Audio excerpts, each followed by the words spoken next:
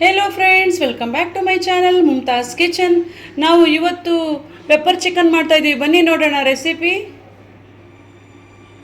ಇವತ್ತು ನಾನು pepper chicken ಮಾಡ್ತಾ ಇದ್ದೀನಿ. ಎಣ್ಣೆ ಹಾಕೋತಾ ಇದ್ದೀನಿ ಫಸ್ಟು. ಅದಾದಮೇಲೆ ಅರ್ಧ kg ಚಿಕನ್ ತೊಗೊಂಡಿದ್ದೀನಿ. ಅದನ್ನು ಬೇಯಿಸ್ಕೊಳ್ಳೋಕೆ ಹಾಕೋತಾ ಇದ್ದೀನಿ.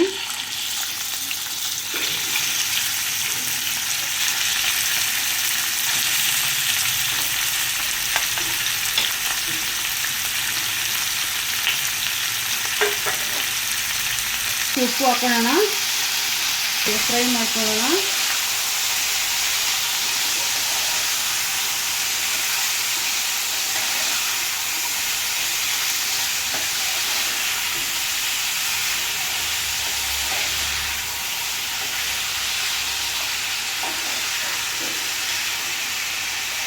ತುಂಬಾ ಈಸಿ ಇದೆ, ಆರಾಮಾಗಿ ಮಾಡ್ಕೋಬೋದು. ವಿತಿನ್ 5 ಮಿನಿಟ್ಸಲ್ಲಿ ಮಾಡ್ಕೊಂಬಿಡ್ಬೋದು.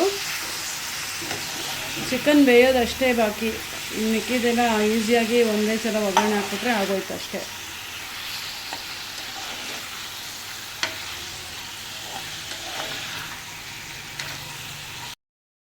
ಇದು ಬೆಂದಾಗಿದೆ.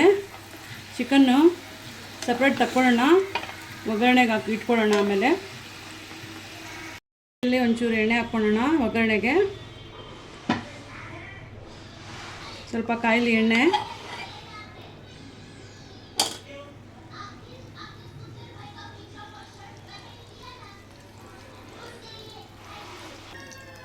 ಕರ್ಬೇವಿನ ಸೊಪ್ಪು ಹಾಕ್ತಾಯಿದ್ದೀನಿ ಒಗ್ಗರಣೆಗೆ.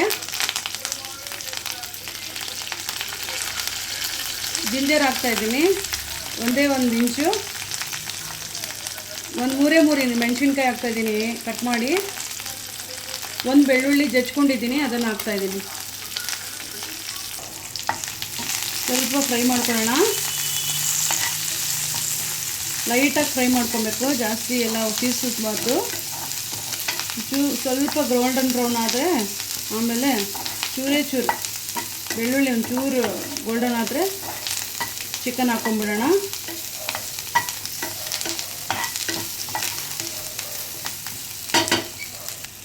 ಒಂದು ಟೀ ಸ್ಪೂನ್ ಪೆಪ್ಪರ್ ಪೌಡ್ರ್ ಹಾಕ್ಕೊತಾ ಇದ್ದೀನಿ.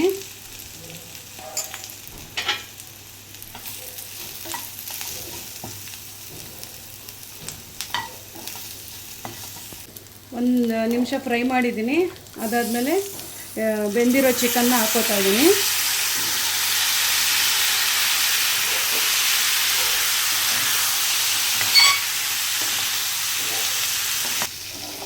ಎರಡೇ ನಿಮಿಷ ಫ್ರೈ ಮಾಡ್ಕೊಳ್ಳೋಣ.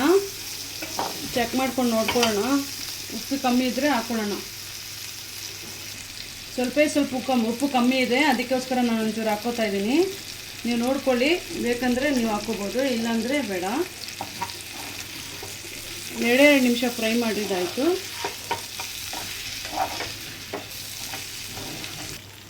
ಲಾಸ್ಟಲ್ಲಿ ಸೋಯಾ ಸಾಸ್ ಹಾಕ್ಕೋಬೋದು. ನಾನು ಇವತ್ತು ಹಾಕಿಲ್ಲ, ನಾನು ಚೀಸ್ ಹಾಕ್ತಾಯಿದ್ದೀನಿ. ಒಂದೇ ಒಂದು ಸ್ಲೈಸು, ಒಂದೇ ಒಂದು ಚೂರು ಮೆಲ್ಟ್ ಆಗಲಿ ಅದು.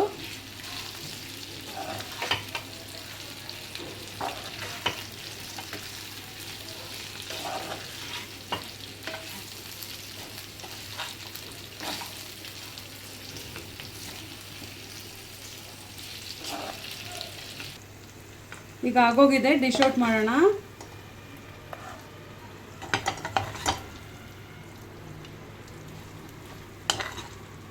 ಸೋಯಾ ಸಾಸ್ ಹಾಕ್ಕೊಳ್ಳಿ ಫ್ರೆಂಡ್ಸ್, ಚೆನ್ನಾಗಿರುತ್ತೆ. ನಾನಿವತ್ತು ಹಾಕಿಲ್ಲ, ಹಾಕಿದರೆ ಅಷ್ಟು ವೈಟ್ ಕಾಣಲ್ಲ, ಬ್ರೌನ್ ಆಗಿಬಿಡುತ್ತೆ. ನಾನಿವತ್ತು ಹಾಕಿಲ್ಲ, ಚೀಸ್ ಹಾಕಿದ್ದರಿಂದ ನಾನು ಸೋಯಾ ಸಾಸ್ ಹಾಕ್ಕೊಂಡಿಲ್ಲ. ನೀವು ಒಂದ್ಸಲ ಟ್ರೈ ಮಾಡಿ, ಅದೊಂದು ಸಲ ಇದೊಂದು ಸಲ ಮಾಡಿ, ಚೆನ್ನಾಗಿರುತ್ತೆ.